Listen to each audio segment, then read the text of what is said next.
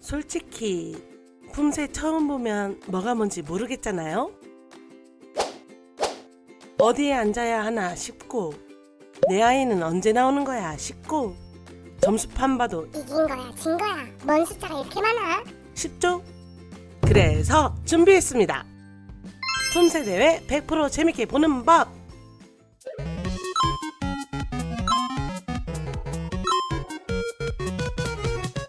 따라다닌 대회만 약 50개. 서당계 3년이면 풍어를 읊는다. 풍어까진 읊지는 못하겠지만 조금씩 알아가면서 보다 보니 알고 보니까 너무 재밌잖아. 그래서 준비한 시간! 대회를 준비하는 온둥이들이라면, 대회에 나가는 자녀를 둔 부모님이라면, 품새를 조금 더 깊고 재밌게 알고 싶은 분들이라면 하나씩 알아가면서 함께 품새의 매력에 빠져보자고요. 1. 어디에 앉아야 할까? 이런 도장기가 보이면 해당 도장이 그 위치에 있다는 거 관중석이 많이 비어있네. 라고 생각하실 수도 있지만, 도장에서 자리를 맡아놓고 연습이 한창이기에 비어 보이거든요. 경기 시작 30분 전쯤부턴 자리로 돌아가니 선수들이 앉을 자리를 피해 빈자리에 앉으시면 됩니다. 2. 우리 아이 언제 나오지? 대회가 있기 1, 2주 전엔 대진표와 세부 일정이 나옵니다. A리그는 보통 2코트 아니면 1코트를 사용합니다. 복식 단체전이 먼저 시작하기도, 개인전이 먼저 시작하기도 해요. 순서는 강수별로 진행됩니다. 메달은 각 부별로 금은 동동 4명이 받습니다.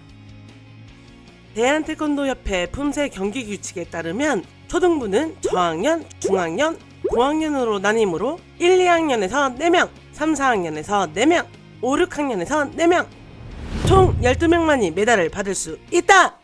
대진표는 초등 저학년일수록 적은 편이며 학년이 올라갈수록 많아지는 것 같아요. 초등 고학년부는 보통 4장의 대진표가, 여기서 이긴 친구들이 준결승전과 결승전을 치르게 되며 준결승전을 치르는 4명이 메달을 받게 됩니다. B리그는 보통 4코트를 사용합니다. B리그는 보통 한 학년에 여러 개의 조로 편성되며 각 조별로 금은 동동 4개의 메달이 주어집니다. 각 학년별로 여러 개의 조가 편성되며 메달은 각 조별로 시상하게 되고 금은 동동 총 4개의 메달이 주어집니다. 또 하나, 각 조별 1등은 왕중왕전을 치르게 됩니다. 왕중왕전 결승전에서 최종 승리하게 되면 금메달이 2개가 되는 거죠. 대진번호는 내 아이 이름 위에 있는 번호부터 시작. 64강전을 이기면 32강전 대진번호는 38번. 대진번호를 잘 기억하시면 아, 곧 하겠구나. 가 파악됩니다. 3. 어디가 A리그고 어디가 B리그인 거야? 경기장에 들어서면 여러 개의 코트가 있지요. 여기서 A코트와 B코트를 어떻게 찾냐? 진행원과 기록원의 2자리를 빼고 심사위원석이 3자리면 B리그 코트, 진행원과 기록원의 2자리를 빼고 심사위원석이 5자리라면 A리그 코트라고 생각하시면 됩니다. 4. 품새는 랜덤인가 지정인가? A리그는 랜덤 품새입니다. 초등 저학년은 1, 2학년으로 태극 3장부터 고려까지, 중학년은 3, 4학년으로 태극 4장부터 금강, 고학년은 5, 6학년으로 태극 5장부터 태백까지. 1품새는 앞쪽 4개, 2품새는 뒤쪽 3개 중 추첨. 보통 현장에서 심판에 의해 전자추첨하는 방식으로 진행되는 것 같아요. 복식전, 단체전은 조금 달라집니다. 개인전은 저학년, 중학년, 고학년으로 나뉘지만 단체전, 복식전은 저학년, 고학년으로 나뉩니다. 고로 저학년은 1학년부터 3학년까지, 고학년은 4학년부터 6학년까지로 나뉩니다. 공인 품새는 부문 간 중복 출전이 가능합니다. 다만 단체 복식을 출전하기 위해선 개인전 출전은 필수! 개인전에 출전한 경우 단체전 또는 복식전 중 한 종목만 선택하여 출전! 고등부는 개인전, 단체전, 복식전 중 한 종목만 출전 가능합니다. 5. 점수판 보는 법. 일단 바닥에 청, 홍 스티커를 확인합니다. 내가 서 있는 곳에서 심사위원님들 얼굴이 보인다? 점수판은 반대라고 생각하셔야 하고요. 내 자리에서 심사위원님의 뒷모습이 보인다?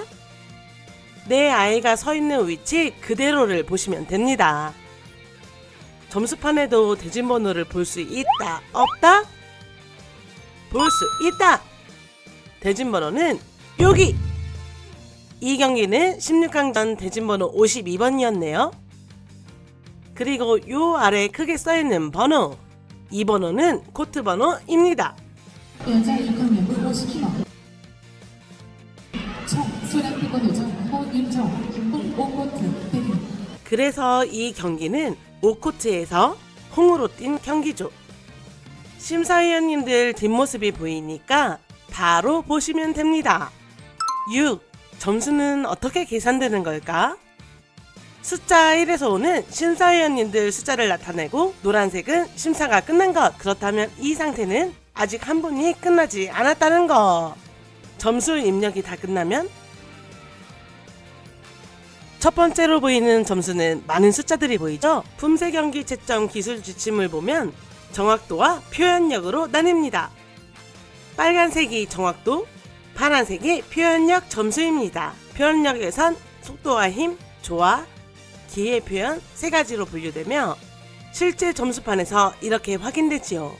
일단 A리그로 설명 중이니 A리그부터 보고 B리그도 알려드릴게요. A리그는 총 5분의 심사위원님이 계시지만 점수 계산은 3개만 합니다.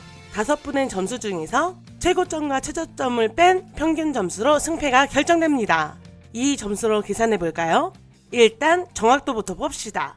정확도에서 최고점은 3.3점, 최저점은 3.2점이네요. 그럼 이 두 개의 점수를 뺀 나머지 3.2점 3개, 3.2점 3개의 평균값은 3.200. 표현력 3가지 중 항목별로 최고점, 최저점을 제외합니다. 속도와 힘은 모두 1.6이므로 1.6 두 개를 제외. 조화에선 최고점 1.7점과 최저점 1.5점을 제외. 기회 표현에서도 1.5점과 1.6점을 제외.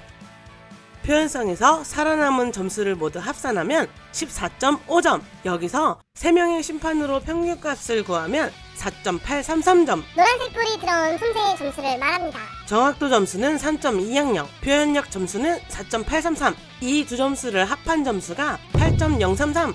그럼 이 점수는 뭔가요? 이 점수는 3개가 아닌 5분의 모든 점수를 합산한 점수입니다. 이렇게 이 품새 점수도 동일한 방식으로 점수를 계산. 이 품새까지 끝나면 1, 2품새 최종 결과가 나옵니다. 총 점수와 표현력 점수는 1, 2품새의 평균값. 합산 점수는 1, 2품새 모든 점수를 더한 점수. 만약 동점일 경우 표현력, 정확도, 상하 포함 총 점수 순으로 승패가 결정됩니다. 이 점수를 볼까요? 정의와 상대 선수 점수가 총점과 합산 점수가 동일하죠? 이럴 때 표현력, 정확도 순으로 승패가 결정되죠. 이때 표현성은 상대보다 조금 높았고 정확도는 조금 낮았어요. 해서 동점이었지만 표현성이 조금 더 높았던 정의가 이겼던 경기예요. B리그는 3분의 심사위원님으로 진행됩니다. 앞서 말한 대로 1품새 태극 5장의 점수, 남초 3학년부 중에서 4조, QF는 쿼터 파이널의 약자로 8강전, SF는 세미파이널의 약자로 준결승전, F는 파이널의 약자로 결승전을 말합니다. B리그는 3명의 심사위원으로 진행되므로 최고점, 최저점 제외 없이 계산됩니다. 1품새 점수와 2품새 점수가 나오면 최종 점수로 승패가 결정됩니다. 7. 점심시간은 언제인가요? 대회마다 다른 것 같아요.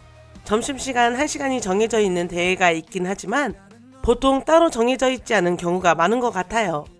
대회 중간중간 대진번호가 많이 남아있거나 끝났거나 그런 친구들은 점심시간에 맞춰 먹게 되는 것 같고요. 연이어 계속 대기해야 한다? 라면 끝나고 먹는 경우가 많은 것 같아요. 점심시간이다 싶어 억지로 먹이면 긴장감에 체할 수도 있기에 아이들의 상황에 따라 달라집니다. 정희와 유리는 보통 대회 중엔 단백질바나 계란 등 간식으로 허기를 채우고 대회가 끝나고 먹는 것 같아요. 처음엔 복잡해 보이던 대회장도 이제는 조금 더 재밌게 보실 수 있겠죠? 그리고 마지막으로 당부해드리고 싶은 건 대회장엔 이긴 친구의 부모님도 진 친구의 부모님도 모두 한자리에 계시다는 거. 내 아이를 찍고 있을 때 상대 선수의 부모님도 찍고 계시다는 거. 내 아이가 이겨 기쁜 순간에도 그 옆에는 아쉬움의 눈물을 삼키는 상대 선수 부모님도 계시다는 거. 태권도는 실력만큼이나 예의와 배려를 중요하게 생각하는 운동입니다. 우리 아이들이 배운 그 예의를 부모님들도 함께 실천한다면 승패를 떠나 모두가 웃을 수 있는 더욱 아름다운 태권도 대회 문화가 만들어지지 않을까요? 모든 선수들의 멋진 도전을 진심으로 응원합니다. 지금까지 정희와 함께 약 50번의 품새대회를 다니며 직접 보고 느끼고 배운 경험을 바탕으로 제가 알고 있는 내용을 최대한 쉽게 알려드렸습니다. 어떠셨나요? 품새대회도 누구나 어렵지 않게 더 재밌게 즐길 수 있는 날이 오길 바라며 이번 영상 반응이 좋다면 품새대회 100% 즐기는 방법 2탄을 준비해 보겠습니다. 그럼 다음 주에 또 만나요. 안녕!